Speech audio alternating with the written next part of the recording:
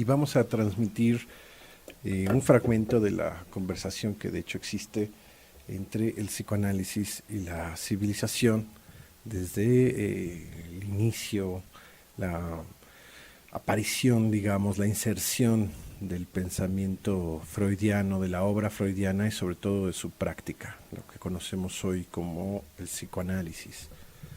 Entonces, bien, como estamos en esta nueva temporada, hemos venido haciendo una introducción de los distintos pilares con los que conversamos directamente con la civilización, y el día de hoy queríamos abocarnos en particular al de la estética, ¿sí?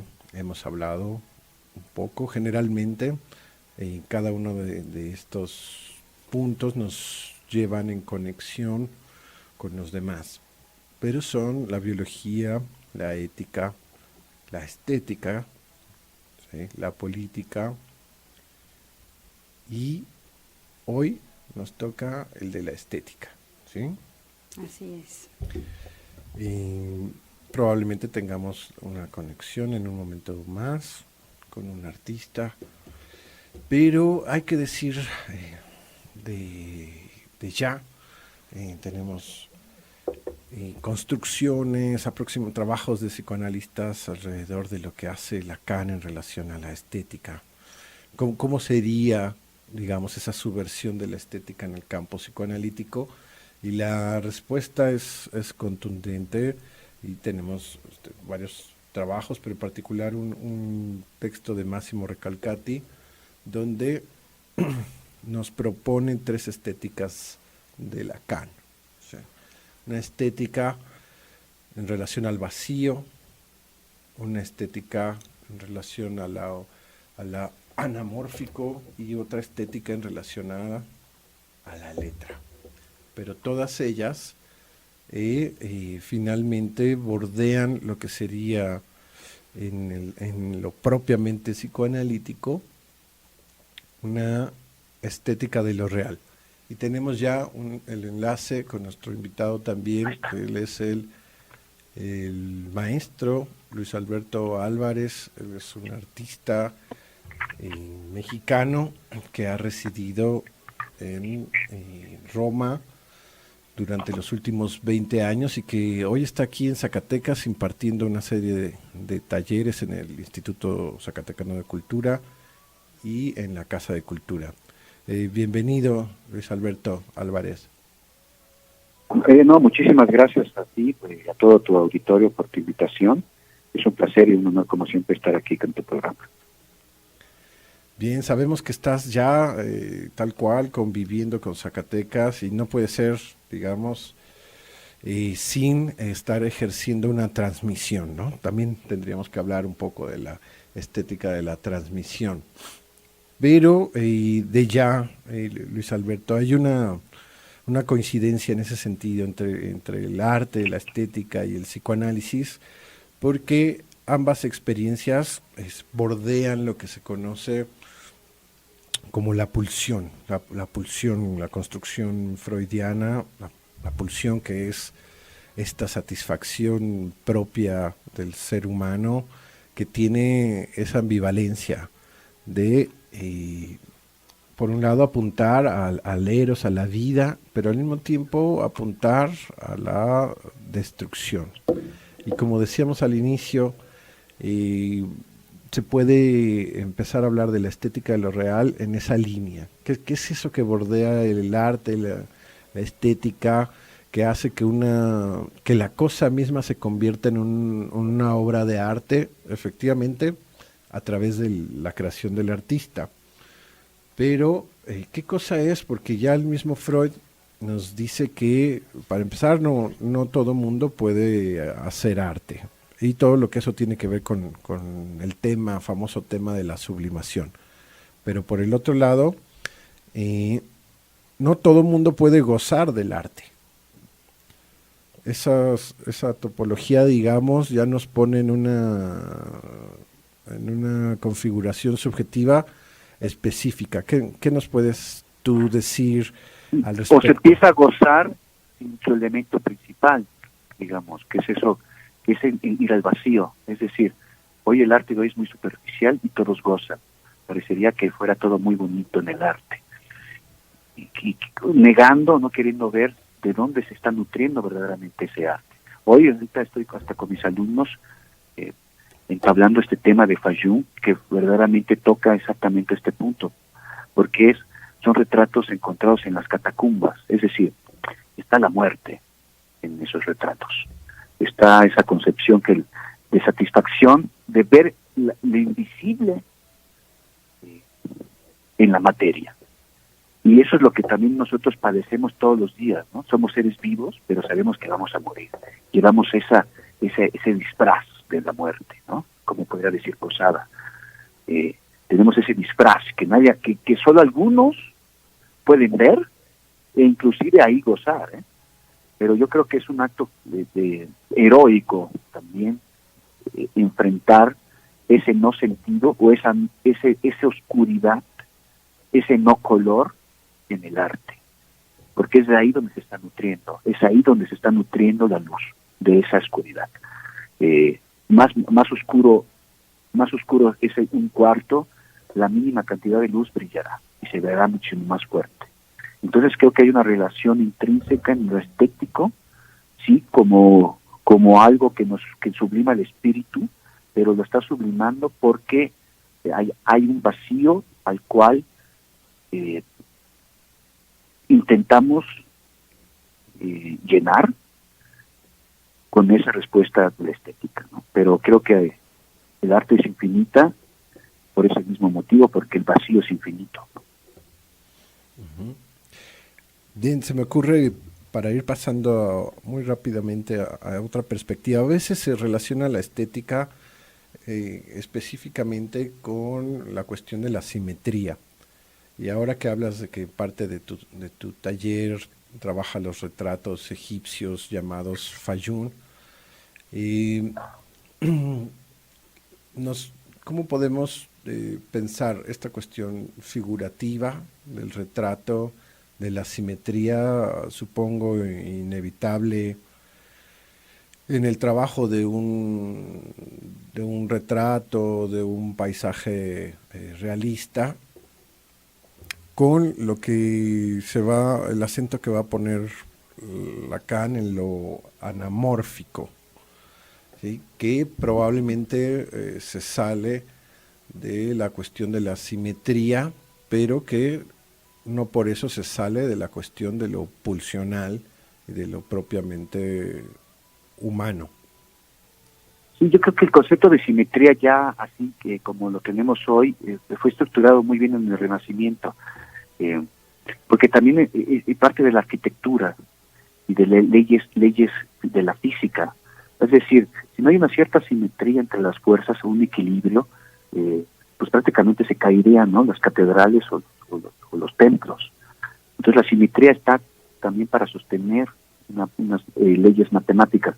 Pero a nivel de la estética, creo que también parte de todo esto viene siempre del cuerpo humano, de nuestro propio ser, la simetría. Nosotros somos seres que tenemos una línea en medio en el cuerpo, ¿no?, que nos divide enfrente de la nariz, los dos ojos, tenemos dos hemisferios, pero el engaño está en que pensamos que son iguales esos dos lados, que los dos lados de los ojos los tenemos iguales a la misma distancia, o el cerebro, los mismos hemisferios. En realidad no.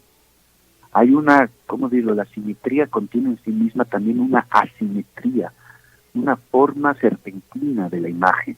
Y es ahí donde también tenemos que ir. Y los grandes retratistas no hacen los lados simétricos, por ejemplo, hasta llegar a Picasso, si lo podemos ver desde ese punto de vista, pero en cualquier retrato de alto nivel no vamos a encontrar nunca los dos lados iguales, nunca. Siempre un lado va a tener sus características y va a tener también sus funciones en relación al otro. Ese es el punto, que es en dos este juego, digamos. Con un uno no se podría crear la simetría. Es el eje principal que puede dividir un cuadro, ¿no? Pero en apariencia, porque es como el espejo, creo yo, también en esa simetría de vernos en el espejo. Es un espejismo, es verdad, es real, ¿qué cosa está pasando ahí con el reflejo, no? cómo nosotros nos dividimos a nosotros mismos en el reflejo de un espejo, cómo nos percibimos, y también cómo se gira esa imagen. Por ejemplo, el grabado o la xilografía tiene en el momento de imprimirse, ¿no? Se gira la imagen, se hace especular. Entonces, para mí, la simetría sería solo un punto de vista de ver la misma forma, pero es más que nada una serpiente, si lo queremos ver como una imagen un poco más orgánica en la simetría. Hay una espiral, hay un movimiento, pero no es el mismo movimiento y no tiene ni siquiera la misma fuerza. Es decir, eso según yo es lo que crea la imagen, esos contrastes entre lo perfecto y lo no perfecto, entre la vida y por consecuencia entre la muerte, ¿no? No sé qué piensas de eso. Bien. Y para pasar, digamos, a la propuesta que dice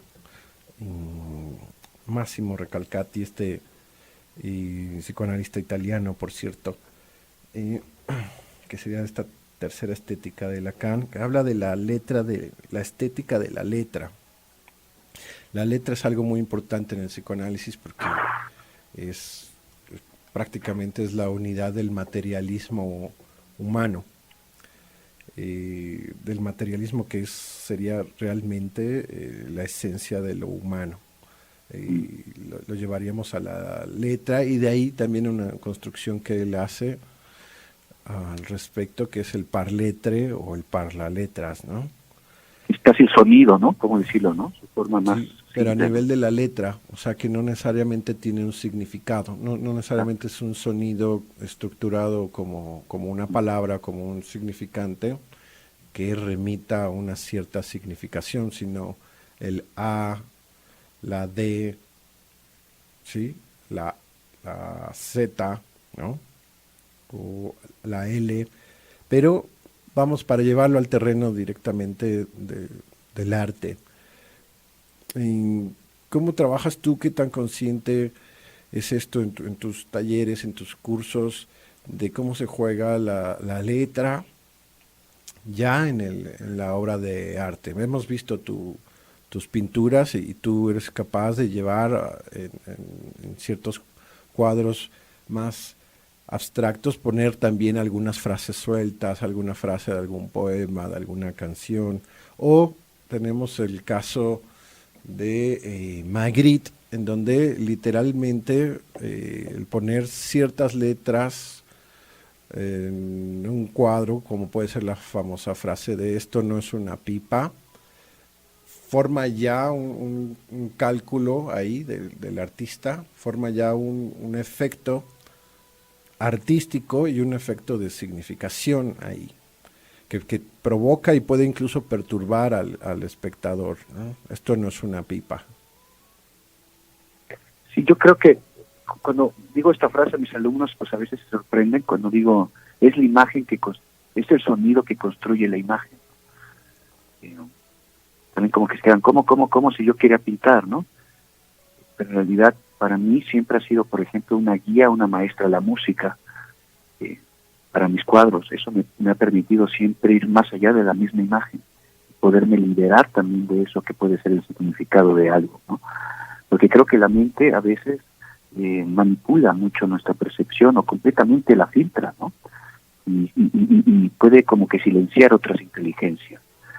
La mente tiene la capacidad de engañarnos también.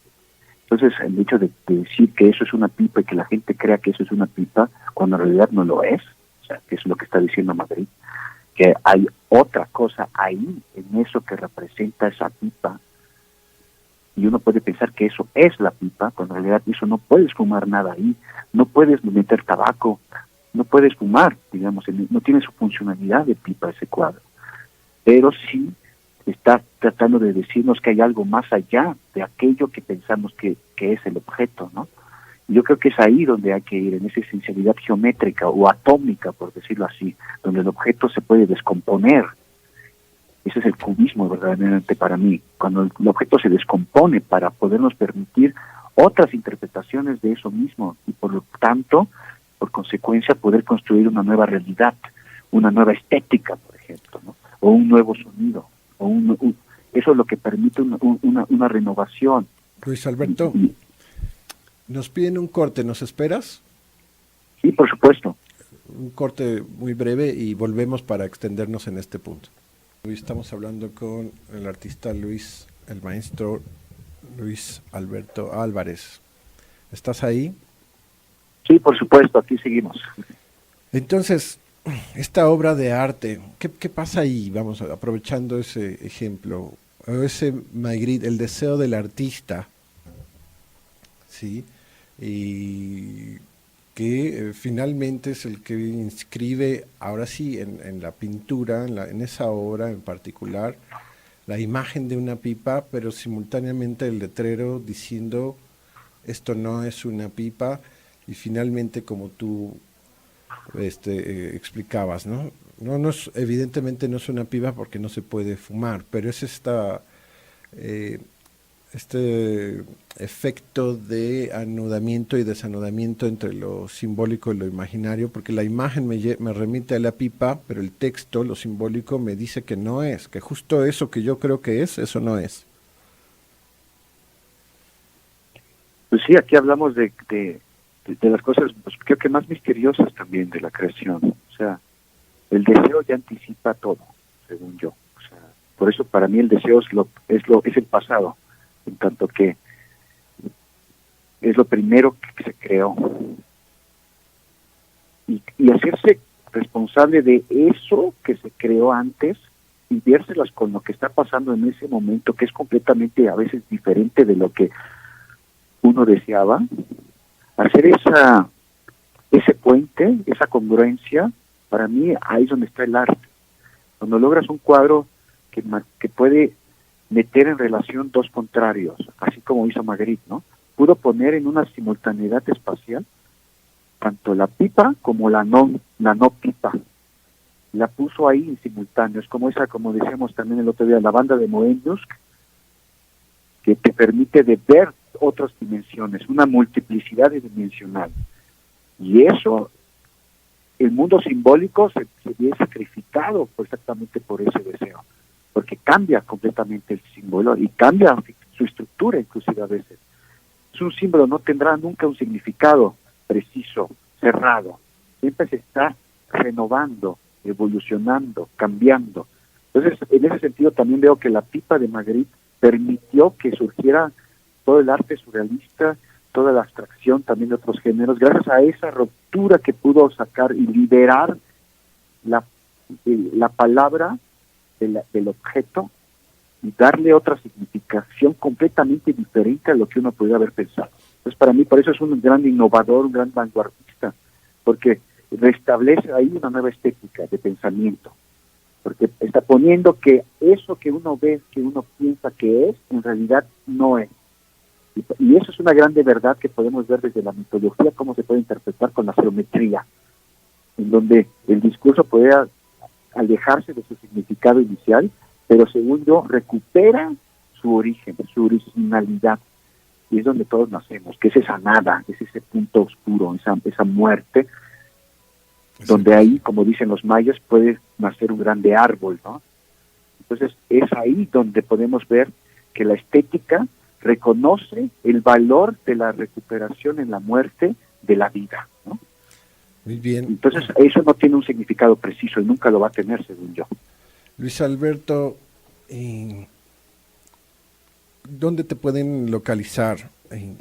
La gente que está ahorita en Zacatecas o que puede estar interesado en acompañarte ahí en este curso que estás empezando, ¿y dónde te pueden pedir información para poderse inscribir? Sí, mira, entonces todavía estoy teniendo los dos cursos de formación experimental artística y el curso de retratos de Fayum. Me pueden encontrar, mándenme un WhatsApp o un mensaje al número 5633-795412, 5633-795412, para las personas que están interesadas en descubrir un poquito más sobre el origen de la humanidad, sobre el origen de la pintura, para descubrirnos desde otro punto de vista, ahora sí que a la Magritte, poder descubrirnos desde otra significación. Y son bienvenidos cualquier persona que ama o que ya tiene un background, o aunque no lo tenga, no importa, porque aquí lo que vamos a desarrollar son nuestros talentos internos que todavía no conocemos. Entonces, todas las personas, es abierto a todo tipo de público y de edades también. Bueno, pues muchas gracias, Luis Alberto, mucha suerte y esperamos a ver si en las próximas semanas nos puedes acompañar nuevamente. No, muchísimas gracias a ti. Como siempre, un grande abrazo a todo tu público y a toda tu escucha, que vale oro en estos tiempos. Muchas gracias. Muchas gracias a ti. Hasta pronto. Hasta pronto. Bien, y nos quedan unos minutos más y sería importante hablar de una otra estética que inventa Freud a propósito de la construcción de los casos clínicos. ¿Sí? Y Freud habla de que en estos pasajes que hacemos de psicoanálisis a la civilización y de vuelta a la práctica psicoanalítica, que lo que es la construcción de un caso, escribir un caso psicoanalítico era en su época algo inédito y que a él mismo le apelaba la necesidad de inventar una nueva estética. ¿Cómo voy a escribir un caso en donde dé cuenta del fenómeno estrictamente clínico, del síntoma de la inhibición o de la angustia o de la fobia, y al mismo tiempo respetar, digamos, la estructura teórica y al mismo tiempo mantener algo del anonimato propio de la clínica psicoanalítica? Es por ejemplo, ese tipo de aspectos que restringieron la manera en cómo Freud iba a construir sus casos. Y hay 5 casos paradigmáticos que vamos a estar estudiando en Espacio Lacaniano y que empezamos la próxima semana. Así es, la próxima semana, miércoles de 6 a 8 p.m., comenzaremos este seminario clínico sobre los casos paradigmáticos de Freud. A propósito de una neurosis obsesiva, el hombre de los lobos es con el caso que... De las ratas. De las ratas, perdón. El hombre de los lobos es otro. Sí. Pero sí van a estar todos ellos para la gente que está interesada en el psicoanálisis, que tiene su práctica clínica o que está tal cual formándose como psicoanalista, está estudiando o carreras afines. Finalmente todo aquel interesado puede comunicarse. Sí, puede comunicarse al 492-559-1367. Ahí con todo gusto les daremos más información para que se puedan inscribir y pues son bienvenidos, ¿no? Todo aquel que esté interesado. ¿Cómo es el número? Otra vez. El número 492-559-1367. O la página. Y también pueden escribirnos a nuestra página de Facebook, Psicoanálisis y Civilización, / Espacio Lacaniano. Donde estamos haciendo, por cierto, también la transmisión en vivo. Y existen estos puntos, ¿no? Por ejemplo, la estética de la clínica, por así decir. Claro. Es con lo que terminamos el día de hoy. ¿Y qué es esto? Podemos trabajar, por supuesto, ¿qué es esto de presentar un caso? ¿Cómo se presenta un caso? ¿Cómo se construye un caso? ¿Y cómo se trabaja finalmente con los colegas o con el público? Así como en los libros de Freud, como los está publicando, ¿cómo se le hace para presentar un caso? Ya no nada más construirlo, sino presentarlo. Y es verdad que hasta ahora nadie, así como Freud ha construido esos casos, por eso son como 5 casos que son realmente una base, nos dan una configuración clínica de lo que es la práctica psicoanalítica, ¿no? Son ejemplos, digamos, que no caducan, pues, atemporales de lo que es, como dices tú, son las neurosis humanas, ¿no? Así que bueno, y nosotros terminamos proponiendo también esta estética de la clínica y la próxima semana, de todas maneras, vamos a seguir avanzando y desarrollando este tema tan importante que es la estética de lo real y por qué tanto el arte como el psicoanálisis se interesan en este punto que se considera propiamente humano, ¿no? De lo bello a lo sublime, pero también tocando lo siniestro. Los esperamos entonces la próxima semana.